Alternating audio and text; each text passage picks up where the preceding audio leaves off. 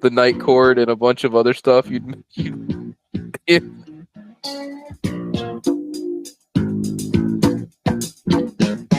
Outstanding athlete. Does Duke play football? Yes, you're damn right we play football. Outstanding athlete. And that's all media bull crap. I'm sick of it. I don't even know why we even bring up the daggum word.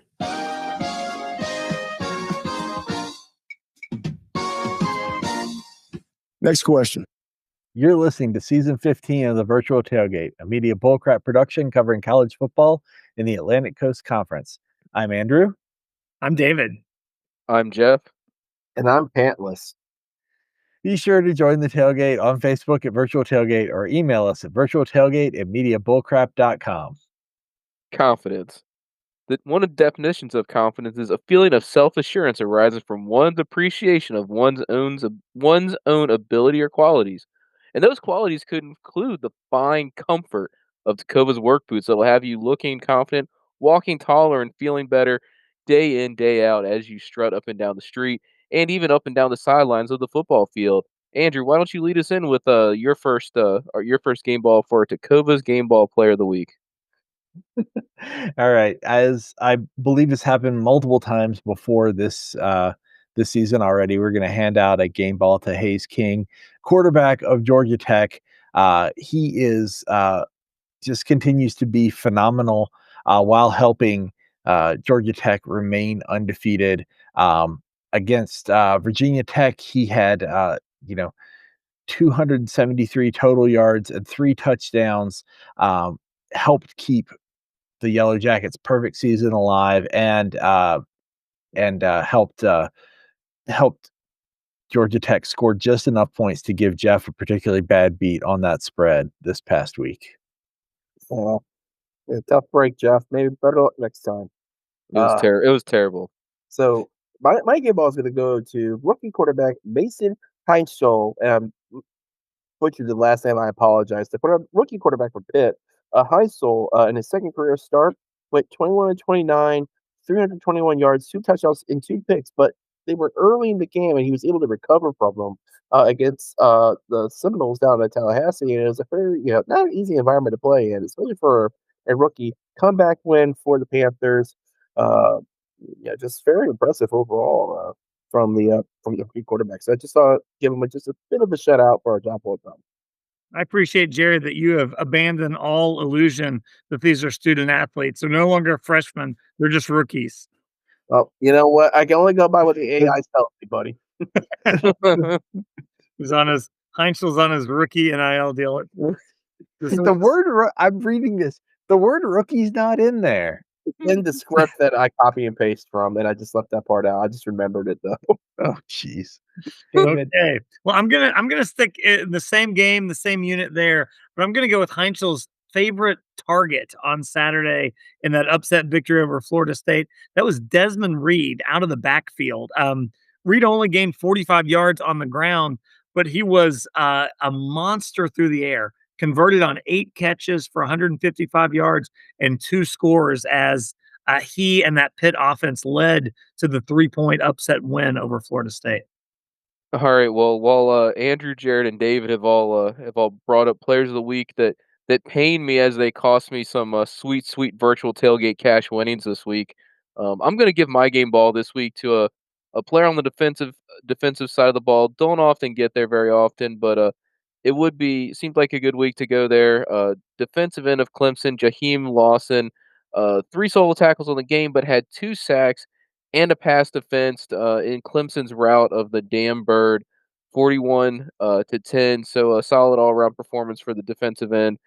Got some tackles, got in the backfield as well as that pass defense. So a solid performance by Jaheim, as well as that Clemson Tiger defense in that game against the Eagles.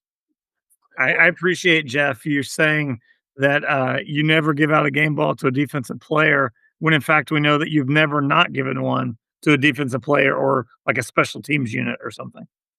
Hey, everybody deserves like, I'm very inclusive here on the show. Everybody deserves to get recognition. You don't have to be the quarterback or the receiver, the running back. You could even give it to the offensive lineman every once in a while. Sometimes even the whole offensive line deserves it. We rack up a lot of extra swag here at the virtual tailgate. We've got plenty of game balls to go around. We get lots of promotions. People are just handing us stuff to hand out as free swag. So don't be generous with it. All right. Well, these power rankings are brought to you by the deep thoughts from the virtual tailgate.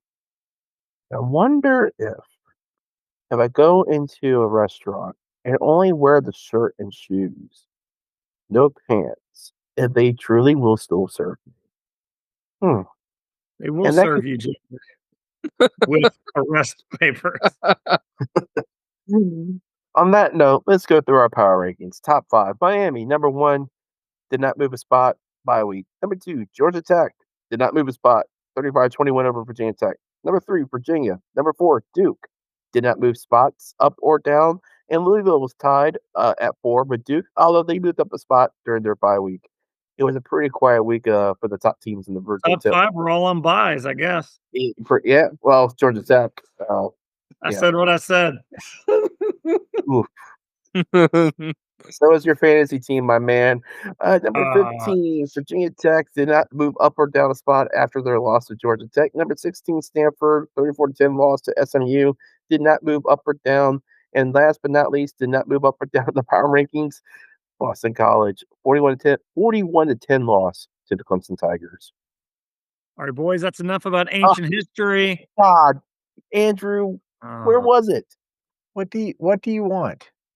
Boston College is There's so dead there's there, last in the there's power so rank. many there's so many But options here. you all complained so badly about that one. Well, well, if you did have a play through a potato, it's come on, you damn bird! Come and get me! It's better late than never. all right. Who wants to hear how we're doing on our annual Pick'em challenge? Let's just move on. Let's let bygones be bygones. I think Well, it's pretty good. I got a feeling there's one guy that wants to hear about this.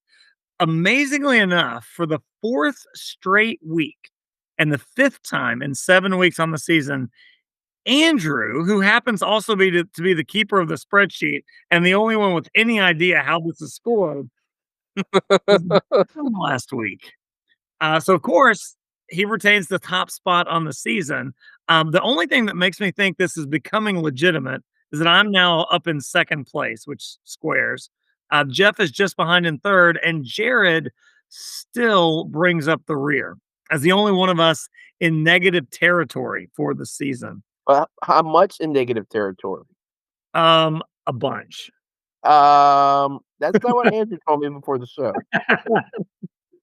That Andrew said, and I quote, "You're making significant progress, the greatest significant progress he's ever seen, bigly even." You're And $127 in the hole, Jared. only 27 or 127? 127. Oh, geez Louise, But you're how am I gonna make that money up? you're nearly $1,000 behind your closest competitor. But I'm not that far out of from the black, and that's all that matters is be positive. And obviously, you don't understand that, because you rather be negative the whole time on everybody around you. Let me tell you Buster. this, Jared. I wasn't gonna mention it. I was just gonna let this slide. Now I'm gonna say something. I am very afraid this week because I noticed that your picks pretty much parallel mine, Mhm. which either means you're trolling me or I've lost all good common sense. That's the one right there. All right, well, let's talk about some football games. What do you say? Sure. This week's action starts early. Friday night marquee matchup, maybe the ACC game of the week. Louisville Cardinals travel down to Miami Gardens to take on the Hurricanes. Somehow Andrew has given us this game with a 7 and the hook advantage for Miami. In real life, there's something like 13.5. So big time smart money could be on the Hurricanes here. That's what most of us are taking, actually. But Geoff, ever the contrarian, sees it differently. Yeah, as far as this game goes, I think that these are two teams that are obviously, Miami's sitting at 5-0, number 2 in the country. I think there's probably we keep waiting for Miami to slip up at some point. Never quite sure when. We've always been kind of tailored to think that at some point during the season it will. But this is also a Miami team that David, as you said, can sometimes have a tendency to let teams back in the game. If we saw what they did against Florida State a couple of weeks ago in that game, almost ended up blowing that game to the Seminoles after having a dominant game. And this is a Louisville team that it was a good win by the Cavaliers a couple weeks ago in that hard fought game, but there were a lot of things that went. You could either say really good defensive plays by the Cavaliers or some unfortunate, bounces of the ball that went against the Cardinals. But a game in which the Cardinals defense really kept a high powered Cavalier offense in check for most of the game. Ended up on the wrong side of that win loss in the loss column there, but a game in which they easily could have won had the game gone more of a normal trajectory. All that's bringing it back to this is Andrew's giving us -7.5 with Miami. If it was if it was the -13.5 that's sitting on the lines right now, I think maybe more people would be tempted. But I still think this is a game that I believe it's gonna be closer. I think this is a Louisville defense that is good, that really played a tough game against, the Cavaliers a couple weeks ago. Easily coulda come out on the right side of that win column, and a Miami team that has played solid football, but inconsistent, sometimes let teams come back in the game, later in the game. So I am going to take Louisville plus the 7.5 on a closer than expected, performance in this, Friday night lineup here. All right, I'm gentlemen, tell him why he's wrong. I'm really not that far off from Geoff on this. I am basically opting out of this game as much as I possibly can. Miami has even at 7.5 points, their money line payback on this is -650. I got $50 on Miami in the money line and just saying Miami's going to make it out of this game, and that's pretty much it. I have I don't think this is the game that finally catches Miami. Looking at their schedule, I see a few that are coming later that I think are a little bit more likely to be those big traps. But just both teams coming off of a bye, both teams having good prep. This could be a blowout. This could be a 3-point game, and I kind of want nothing to do with this game. So I think Miami is going to win, and that's about all I'm going to say about it. David? Yeah, I mean, I can see that. This is not a game I would really want to touch either, but I do want to push back a little bit on what I heard Geoff saying, because I think I heard you say that we know Louisville is a decent team. We know that they have a good defense. I'm just not sure we've seen the evidence of that yet. When I look over their schedule, I think that Louisville has played exactly one difficult game this year, and it's a game that they should have won against a Virginia team that did not bring their A game and yet managed to pull off the victory on the road at Louisville. I I think we're going to learn something about the Cardinals in this one, coming off the bye week, big time matchup, nationally televised Friday night opportunity to really shock the world and cement their place among the top tier of the ACC. I'm just not sure they've got it. The strongest unit for the Louisville Cardinals is certainly their passing offense, but I'm not sure that quarterback Miller Moss, I'm not sure he's it. And I'm concerned for them that this Miami defense is gonna just give him fits. I think in the end, even if Louisville keeps this close early, I think by the end the talent disparity is there. Miami, though they did let Florida State kind of creep back into the game a week ago, largely they've not been doing that. They've been putting teams away. I think they put Louisville away in this one. As you said, if the spread was 13.5, maybe that looks different for me, but at 7.5, I think it's an easy pick to take Miami and lay the points. Pat Narduzzi, you heard it right here. David does not believe that Louisville's win over Pitt was a quality win, so do what you will with Yeah. that. Is that controversial? I'm just saying. Jared, you're back with us. But not fully. Oh, we'll just Well, hold on. dead air All here right. while we wait for Jared. Well, we've got some. So we have a final. We have a final. The Bears have beaten the Commanders on a last second field goal. Breaking Like news. Andrew, do you have some George Carlin for us to describe what just transpired in this game? He clambered up, looked in, and nearly fell off in surprise. Someone defecating. Speaking of which, our friend Jared is back. Sorry, Who's oddly enough, up, man? Cardinals or the U? Oddly enough, Jared's like, oddly enough, I was defecating. well, close to its septic alarm was going off, so I had to silence the damn thing and I have to hand pump it tomorrow morning first thing. That Uh, doesn't sound like a fun experience. it's just flipping a switch, but the automatic sensor's not working properly. But don't tell the inspector I said that. Um, Jared, is there a chance that you might go outside into a and step into like ankle deep sewage in the morning? no. I think the water should be below the output pipe, where I don't think it's going to affect anything. But definitely top priority first thing Do when you, I do, wake you, up do, you, tomorrow do morning. you do you need to set up a sump pump and have it drain into the ditch? We don't know anything about this, right? No, Keep the yeah, water right. below your out pipe, man. That's what I always say. Yeah, yeah. We were trying to talk about Louisville, Miami. I That's not think this Miami in is the spread. We can move on at this point. all David's got a right. heart. All right, man. Oh, okay. All right. The big weekend in ACC continues on Saturday. Here's the noon affair on ESPN. It's Georgia Tech rolling into Wallace Wade Stadium in Durham, North Carolina to take on the surging Duke Blue Devils. This is a team, this is a matchup in which both teams have legitimate ACC title aspirations on the season. It's a game where the spread has been bouncing around. Andrew's giving us Georgia Tech -1 in the hook on the road. I think it's kind of swung the other way in real life again. In both cases, looks like a tight game.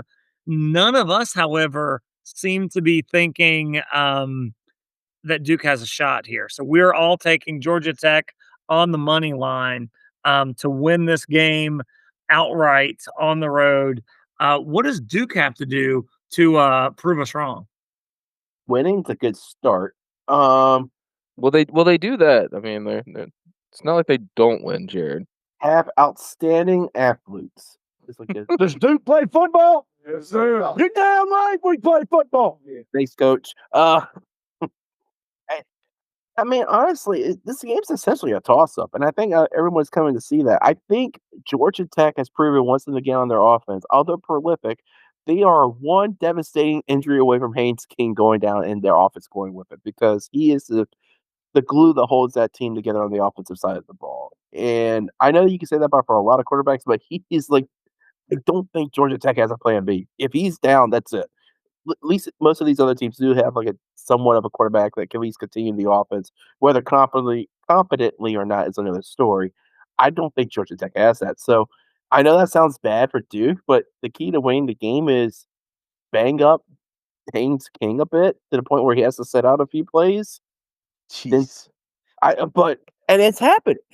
Haynes has had to sit out a few drives because he's just they're just running him into the ground there. He sat out a whole game, man. Yeah. They sat him out for, like, that gimme game earlier this year because they wanted him to rest up. So, it's nuts. You almost if you're the Yellow Jackets had to think of ways maybe to, like, dial it back a bit for him so he can, like, survive the season. Outside of that, I think Georgia Tech still wins, but, man, the wheels have to they can come off any moment now if they keep running King into the ground. Yeah. Now, Well, in fairness, the same could be said for Duke. Now, Darian Mensah has a very different style, but this whole Duke offense revolves around him as well. Yeah. yeah. I mean, I think really for Duke, it's just to keep doing what they've been doing. They've had they've had good success recently. They're the first team so far this year to go out west and just stomp on one of our West Coast affiliates, which is what most of our teams, our top tier teams should be doing. But we get to see the separation, even if we're a little confused by how the teams out west play compared to the rest of ours. Anytime when Um, when when a team loses to both of them, we know that they're bad, like Boston College. And when a team can actually get out, deal with the 3 hour time difference, and beat someone by a couple of scores, we start to see something good in them. I feel like I look at this for all of us, and I look at the way that the numbers came out so odd on this game. It's a 1.5 point spread. It shouldn't be a better choice, money wise. Whenever you look at those things, for the money line um, to be as close as it is, never mind actually in the favor of taking the team outright instead of the spread. But it feels like the right value pick to go for Tech on the money line. I think I might actually like Duke a little bit better in this game, but I'll go for the slightly better pick, as it were. So yeah, sorry, Blue Devils. Hey, well, I think that I think we've all kind of like talked around it that the that Georgia Tech is the pick in here because they're 6-0 on the season, right? I mean, I mean, as we talk about this game, we all said, well, it was hard for any of us. None of us picked Duke in this matchup, but the more you peel apart the performances of each of these teams, the closer they start to the more they start to mirror each other, which I think justifies the closeness of the line, and I think it's really just that Georgia Tech hasn't had any setbacks, and Duke comes in at 4-2 in this game is really what makes the difference and why Georgia Tech has the slight edge. But I do agree, Darian Mensah is definitely a lot of what Duke's offense goes through or runs through. But Haynes King, as you said, David, has sat out drives, sat out a whole game earlier in the season. Um, there is that risk there that anything could happen in this game against Georgia Tech. Um, if that if the Duke defense, really keys in on him or stops him or tweaks anything, it could change the game. But overall, I think it's hard to pick. Duke has done nothing to say that they're clearly better than Georgia Tech right now, and it's hard to pick against a team that's surging and going 6-0 on the season, looking to continue that undefeated streak.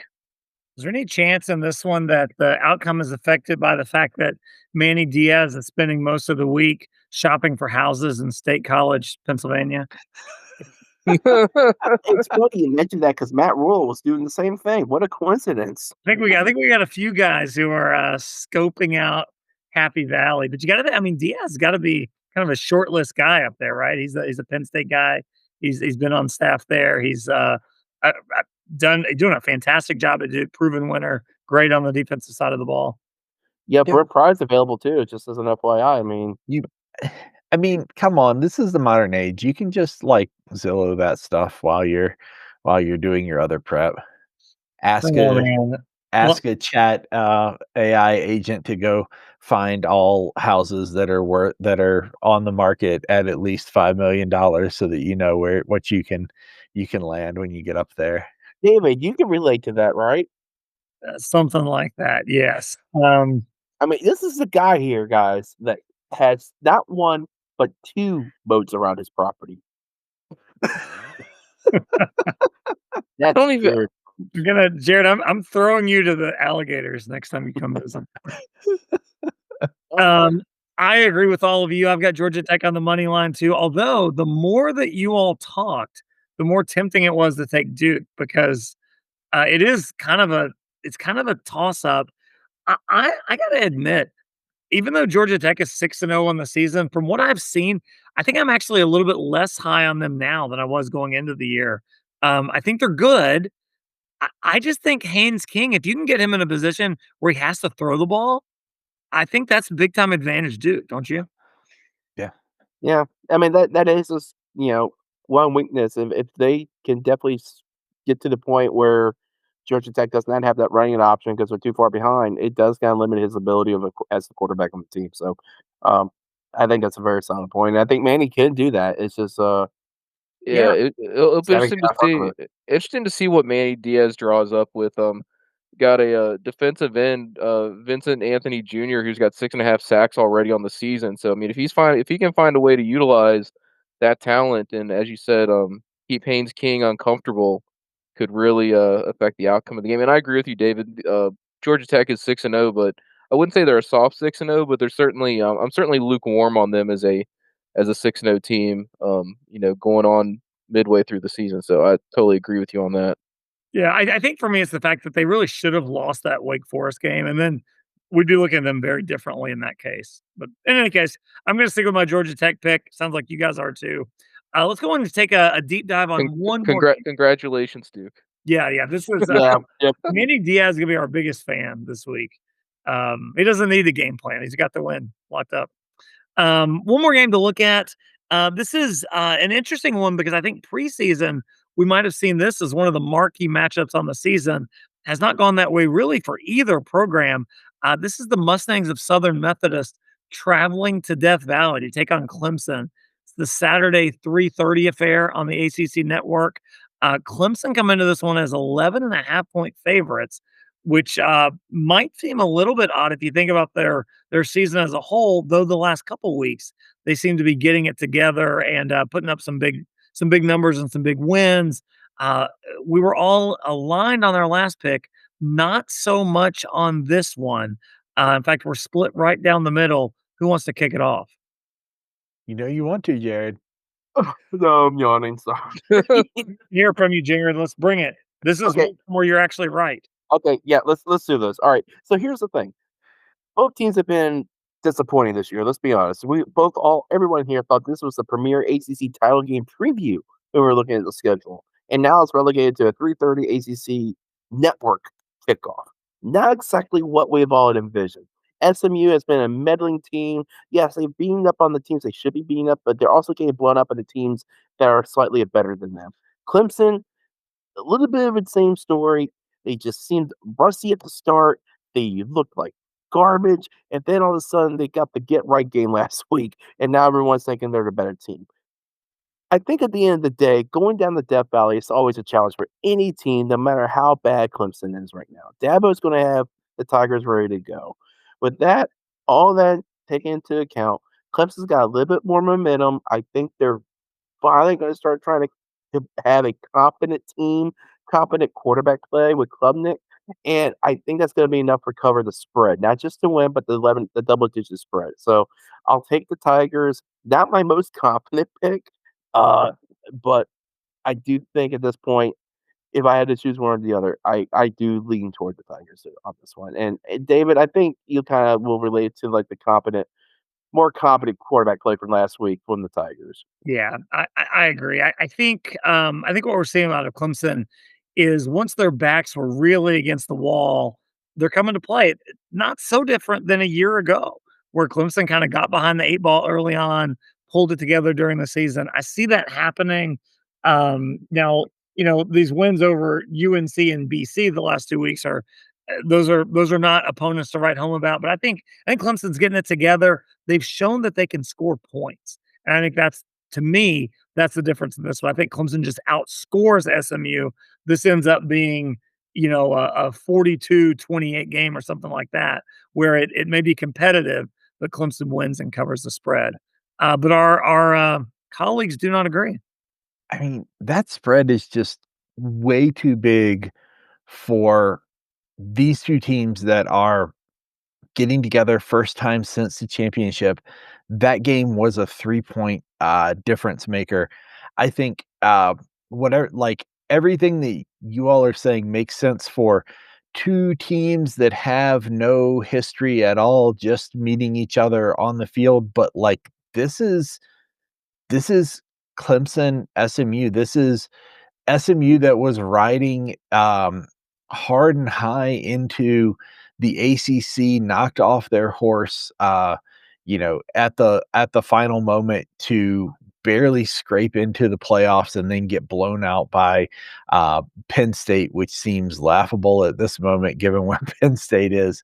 But this is Lashley reminding his team all week, possibly all season, that this is their championship again. It doesn't matter what they've done. This is going to be the revenge game, the get back, because hey, Clemson's not making it.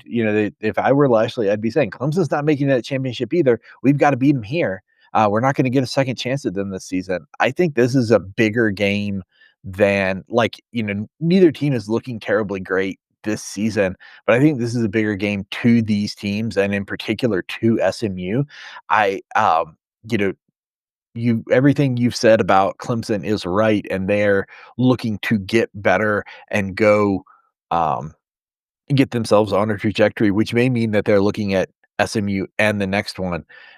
I can't imagine that SMU is looking past this game. This is the game that broke that season for them last year.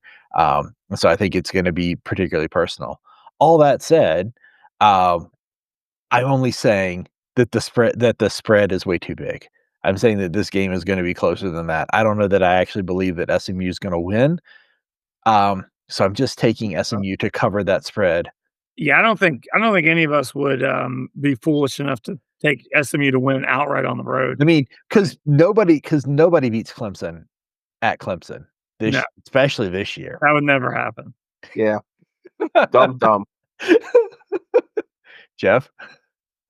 Well, if there's one thing I've learned from Andrew this season is that you have to pick your points here where you take the value pick on the money lines and this is one where this SMU going to Clemson feels like one of those picks where not only is it SMU in the spread, but this is a real solid bet for SMU in the money line here. Doesn't mean that they're necessarily going to win, but I think that the value is there, the talent is there, the pick is there. Kevin Jennings, Kate Klubnik has played better the last couple of weeks. Kevin Jennings has done as much of the part here. I don't think. I mean, yeah, Clemson's offense has looked like they found a little bit of a stride the last 2 weeks. Let's be honest, not exactly playing the toughest teams in the ACC right now. With those last two victories, at least they got some confidence coming into this game.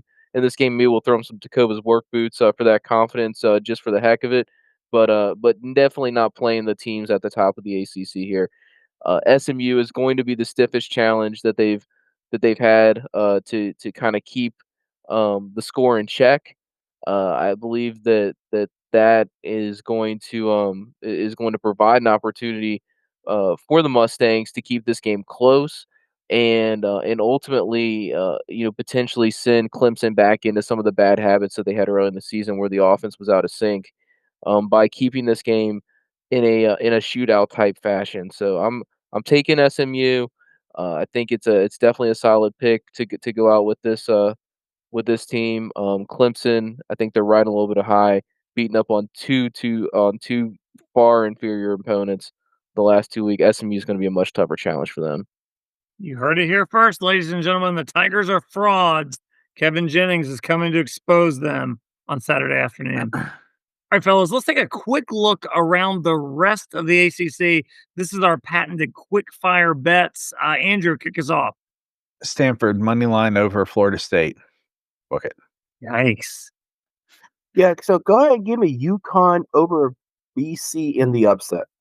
Dang. I don't know. I like it, Jared. I'm taking Pitt minus the 10.5. Our doozy is showing that he's the real deal the last couple weeks. Syracuse has no quarterback right now, so minus 10.5 Pitt. I've got North Carolina on the money line on the road at Cal. I think the fact that Bill Belichick has somehow managed to save his job during this bye week says to me that he has not lost this locker room in this program quite yet. I think with the backs against the walls, Tar Heels show up and show out. They beat up on a beleaguered Cal team for the big win on Saturday. And there is one more game that we need to talk about very briefly. That's the Washington State Cougars. Wazoo almost pulled off the upset victory over a top 5 team in Ole Miss this past weekend. Now they roll into Scott Stadium as what are they? 19.5-point underdogs. What do you got, guys, real quick? Money line, Virginia. I don't want I want anything out of this one. Hedging. Yeah. Man. He's sitting on all that cash. Yeah, I got UVA in the spread. I think they cover. I've got Washington State at the plus whatever it is 19.5 right now. This is a Virginia team that's got some offensive firepower. I can't believe that they're going to continue to keep um, beating teams by 3 touchdowns. This Washington team I think, is closer than 3 TDs. Washington State's traveling back and forth from the West Coast to the East twice in 2 weeks. I think that's a lot. A lot on the body, a lot on the mind, and I think Virginia takes care of business, believe it or not, in this game. All year long, I've done 2 things that have been very successful for me. I have bet against UVA every chance I got, and that reverse mojo has led to their victories. I've also bet the opposite of Jared every week, and that's led to me swimming in money like Scrooge McDuck. It frightens me to say that this time I'm doing neither. I am going with Jared. I'm taking Virginia and giving the points, which is the surefire sign that both Jared and I are going to lose this weekend. 0 for 4 is coming because we've all agreed on the 4 picks today. It really Yeah. is scary, man. Yeah. Well, whatever the outcomes are this week, we'll be right here to update you next week on the virtual tailgate. All right. Well, that is it for the virtual tailgate. You can send your questions or comments to virtualtailgate@mediabullcrap.com. And always remember these 3 rules: never get less than 12 hours sleep. Never play cards with a guy who has the same first name as the city. Never I lost my script. Get involved with a woman with a tattoo of a dagger on her body. Stick to that. And Jared, do you realize that number 36 may well be coming this fall? Just old yellow might. 6 different fall sports. That's ball game. Possibly even football. Old yeller my ass contenders. now. Seriously, just old yeller my ass now. I don't want to know what that means, actually.